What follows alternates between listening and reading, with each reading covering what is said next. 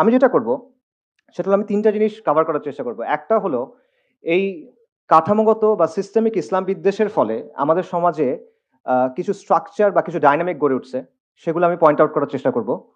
আরেকটা হলো এই ইসলাম বিদ্বেষের কারণে আমরা মুসলিমরা আমাদের যে সোশিও পলিটিক্যাল অ্যাসপিরেশন অর্থাৎ সমাজের ব্যাপারে বা রাজনীতির ব্যাপারে আমরা কি চাই এই কথাটা বলার সুযোগটা আমাদের কম থাকে বা আমরা বলতে পারি না ইভেন বা এটা ক্রিমিনালাইজ করা হয়।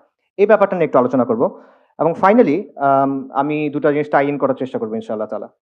আচ্ছা, সো আমাদের সমাজে এই যে কাঠামোগত ইসলাম বিদ্বেষ আছে বা সিস্টেমিক ইসলাম বিদ্বেষ আছে এটার ফলাফলগুলো কি কি? এটার একটা ফলাফল হলো যে আমাদের সমাজে ইসলাম এক্সক্লুডেড। এক্সক্লুডেড মানে কি? দেখেন, আমাদের সমাজ এবং সংস্কৃতির মধ্যে ইসলাম অনুপস্থিত অথবা আপনি বলতে পারেন ইসলাম যতটুকু থাকার কথা ছিল অতটুকু নাই। ব্যাপারটা চিন্তা করে দেখেন যে ধরেন উপমহাদেশের পৌত্তলিক যে ধর্মগুলো আছে সেখান থেকে আচার আচরণ রীতি অনুষ্ঠান বেশভূষা এগুলো কিন্তু আমরা খুব ইজিলি বাঙালি সংস্কৃতি বলে গ্রহণ করে নেই। মঙ্গল প্রদীপ মঙ্গল শোভাযাত্রা মূর্তি মুখোশ এগুলো কোত্থেকে আসতেছে এগুলো তো আমরা বুঝতেছি, তাই না? এগুলো কিন্তু আপনি গ্রহণ করতে পারেন, এগুলো অসাম্প্রদায়িক, এগুলো সংস্কৃতি নিরপেক্ষ, তাই সবার উপর চাপায় দেওয়া যায়। কিন্তু ইসলামের ক্ষেত্রে এটা করা যায় না।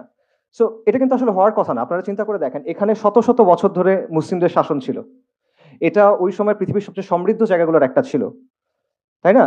এরকম এটা একটা কসমোপলিটন হাব ছিল। তো সেই হিসেবে মুসলিম আইডেন্টিটি এবং ইসলামের যে রিপ্রেজেন্টেশনটা হওয়ার কথা ছিল ওটা কিন্তু আমাদের এখানে হয় না। সো এটা এই ইসলামোফোবিয়া বা সিস্টেমিক ইসলাম বিদ্বেষের একটা ইম্পর্টেন্ট ফলাফল। আবার দেখেন, ইসলামের যেই বিষয়গুলোকে নিতে চায় সেগুলো কোন বিষয়? সেগুলো হলো ওই বিষয় যেগুলো হিন্দুস্তানি যেই পেগানিজম আছে সেটার সাথে মিশে গেছে। মাজার সংস্কৃতি, ওরস বা এই টাইপের জিনিসপত্রগুলো। এইগুলো তারা গ্রহণ করবে, কিন্তু যেগুলো আদি ও অকৃত্রিম ইসলাম সেটার ক্ষেত্রে তারা গ্রহণ করতে চায় না। এরকম একটা ব্যাপারও থাকে। পাশাপাশি দেখেন যে ইসলামের ভিজিবল যে কোনো কিছু, মুসলিমদের জমায়েত হইতে পারে, মুসলিমদের পোশাক হইতে পারে, মুসলিমদের অনুষ্ঠান হইতে পারে, এই জিনিসগুলোকে নেতিবাচকভাবে দেখার একটা টেন্ডেন্সি আছে। আর এটা সবচেয়ে ভালো এক্সাম্পল হলো এই যে হাসিনা, সে একটা কথা বলছিল যে একটা সংবাদ সম্মেলনে, সকালেও এটা বলছি, যে বোরখা পরা মহিলাদের কথা বলতে গিয়ে বলছিল যে এগুলা কি, এটা একদম তাঁবুর মতো হয়ে থাকবে। এবং এটা ইন্টারেস্টিং। কেন ইন্টারেস্টিং? কারণ হাসিনা কিন্তু নিজেকে ইসলাম বিদ্বেষ হিসেবে প্রেজেন্ট করে না। সে প্রেজেন্ট করে সে একজন তাহাজ্জুদ গুজার মানুষ। সে খুব রিলিজিয়াস। জানামাজ সাথে নিয়ে ঘুমায়। মানে বিছনা থেকে গড়ান দিয়ে সে জানামাজে পড়ে। এরকম একটা অবস্থা। তো এই ভাইবে আছে, কিন্তু সেও বুঝে যে এইটা বললে তার সমস্যা হবে না। সে কিন্তু নামাজের ব্যাপারে এটা বলবে না। এত নামাজ পড়ার কি দরকার? এটা কখনো হাসিনা বলবে না। সে কি বলবে? এত বোরখা পড়ার কি দরকার? কারণ সে জানে সমাজের মধ্যে এটার একটা অ্যাকসেপ্টেন্স আছে।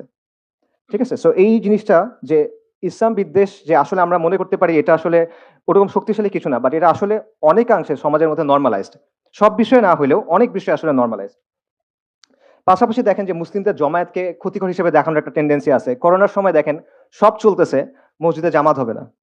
কলকারখানায় করোনা যায় না, সে অনেক বড় মুত্তাকি, সে শুধু মসজিদে থাকে। মানে জাহেদ লোক, সে আর কোথাও যাচ্ছে না, সে মসজিদে এসে বসে আছে, এরকম একটা অবস্থা। তারপর ধরেন ৭১ টিভি না ডিবিসি আমার মনে নাই, এখানে আমি জানি না আসলে আছে কিনা, যাই হোক, তাদের এক আলোচনায় বলতেছিল যে মুসলিমদের কবর দেওয়ার দরকার নেই, পুড়ে দাও। চিন্তা করেন এটা কি পসিবল? আপনি কখনো এটা বলতে পারবেন? অন্য কোনো ধর্মের অনুসারীদের ক্ষেত্রে আপনি বলতে পারবেন? আমরা মানে ইসলামের জায়গা থেকে আমরা কখনো এটা সাপোর্ট করি না এরকম বলা। বাট কেউ কি কখনো বলবে যে ঠিক আছে তোমাদের এটা করার দরকার নেই, পানিতে ভাসিয়ে দাও? না, কিন্তু এটা মুসলিমদের ক্ষেত্রে বলা হবে। পাশাপাশি দেখেন এগুলো আপনারা জানেন যে কুরবানি নিয়ে চুলকানি আছে। সারা বছর বারবিকিউ খাইতেছে, বার্গার খাইতেছে, কেএফসি যাইতেছে। ওগুলো মনে হয় জ্যান্ত প্রাণীর মাংস খাইতেছে। আর কুরবানির সময় এসে বলছে যে না, এত পশু তুমি মারতেছো কেন? এরকম একটা অবস্থা। সো এটা হলো একটা জিনিস যেগুলো আমরা ইসলাম বিদ্বেষের কারণে সোসাইটির মধ্যে আসতেছে। আরেকটা দেখেন যে মুসলিমদেরকে আউটসাইডার হিসেবে দেখানোর একটা প্রবণতা। যে কারণে ভাই যে আলোচনা করতেছিল যে সাহাবা মসজিদে, এই আলোচনা আসলে যে কারণে গুরুত্বপূর্ণ। দেখেন বাংলাদেশে একজন রবীন্দ্র সঙ্গীত শিল্পী ছিলেন, মারা গেছেন, মিতা হক। ওনার একটা বিখ্যাত বা কুখ্যাত বক্তব্য আছে। সেটা হলো যে তুমি মুসলিম ভালো কথা, কিন্তু তুমি বাঙালি না কেন? বাঙালি না মানে তুমি দাড়ি রাখলে, তুমি বোরকা পরলে, তুমি নিকাব পরলে তুমি বাঙালি না। এই কথাটা। তার কথার অর্থটা কি? অর্থটা হলো যে ইসলাম মানো, কিন্তু আমি যেভাবে বলতেছি এভাবে মানো। আমি ঠিক করে দিব তুমি কতটুকু ইসলাম মানন করতে পারবা। আমি একটা ছক দিব, এই ছকটার মধ্যে তুমি ইসলাম মানো, এর বাইরে যাবা না। এর বাইরে যদি যাও তাহলে কি? তাহলে তুমি বাঙালি না। ঠিক আছে? আর এর ভেতরে যদি মানো, আমার কথা যদি শোনো, তাহলে আমরা তোমাদেরকে জায়গা দিব। তোমরা বসতে বসতে পারবে, এখানে তোমাদের জায়গা করে দিব। আচ্ছা। আর যদি কোরআন সুন্নাহ মানো তাহলে তুমি বাঙালি হবে না। এবং এই যে বাঙালি না তুমি, এটা বলার অর্থটা কি? এটা বলার অর্থ মানে আপনি আমার অংশ না। আপনি সমাজের প্রতিনিধিত্ব করেন না, আপনি outsider, you don't belong here. আমরা এখানে খাইতে বসলে তোমরা জায়গা দিব না, তুমি আমাদের লোক না। ঠিক আছে, এইটা হলো যে আপনাকে আউটসাইডার বানায় রাখার একটা ব্যাপার। এবং ব্যাপারটা একটা এরকম যে হয় নিজেকে বদলাও, সহি বাঙালি হও, নইলে বাইর হও। ঠিক আছে, আমরা জমিদার, তোমরা চাষা ভুষা, যেমনে বলবো এমনি থাকবা, এরকম একটা ব্যাপার। আচ্ছা, সো মিতা হক সেকুলারদের যে অংশের প্রতিনিধিত্ব করে সেটা এখন কিছুটা দুর্বল, আলহামদুলিল্লাহ। বাকি এই বয়ানটা আসলে যায় নাই এখনো, এই বয়ান এখনো বহাল তবিয়তে আছে। কিভাবে আছে? আপনারা এখন একটা কথা শুনছেন যে বাংলাদেশে আরবের ইসলাম চলবে না, বাংলার ইসলাম চলবে। এই কথার সাথে মিতা হকের কথার আসলে পার্থক্য কি? কোনো পার্থক্য নাই, লিটারেলি কোনো পার্থক্য নেই, এক্স্যাক্টলি সেম কথা। আমি তোমাকে ইসলামের একটা ভার্সন দিব, আমি তোমাকে ইসলামের একটা ছক দিব, এর ভিতরে ইসলাম মানবা, এর বাইরে যাবা না। এর বাইরে গেলে তুমি ভিনদেশি খারেজি। যদি তুমি মনে করো ইন্নাদ দীনা ইনদাল্লাহিল ইসলাম, তাহলে তুমি নাজদের ইসলাম পালন করতেছো। ঠিক আছে, একদম সেম জিনিস। এবং দুই জায়গার মূল কথাটা কি? মূল কথাটা হলো there is a right way to be Muslim and there is a wrong way to be Muslim. There is a right Islam and there is a wrong Islam. আর এটা কে ঠিক করবে কোনটা সঠিক ইসলাম? ওরা ঠিক করবে, ওরা ঠিক করবে। আপনার ওটা মানতে হবে। এবং রাইট উইথ মানে রাইট মুসলিম হলে কি হইতে হবে? আপনার সহি বাঙালি হইতে হবে, আপনার সহি লিবারাল হইতে হবে, আপনার এলজিবিটি কিউ মানতে হবে। মানে তারা আপনাকে শর্ত দিবে, এগুলো মেনে মেনে আপনাকে প্রমাণ করতে হবে যে না ভাই, আমি আসলে তোমার সোসাইটিতে বিলং করি। মুসলিম হও, ইসলাম মানো, আমার কথা মতো মানো, এটা হলো তাদের কথা। সো এটা বেসিক্যালি ইসলামকে নিয়ন্ত্রণ করার একটা চেষ্টা। সো অবভিয়াসলি তারা যেইটা কথা বলে এটা আলটিমেটলি ইসলাম না। এখানে তাওহীদ নাই, এখানে আল ওয়ালা ওয়াল বারা নাই, এখানে হাকিমিয়া নাই, এটা মিল্লাত ইব্রাহিম না।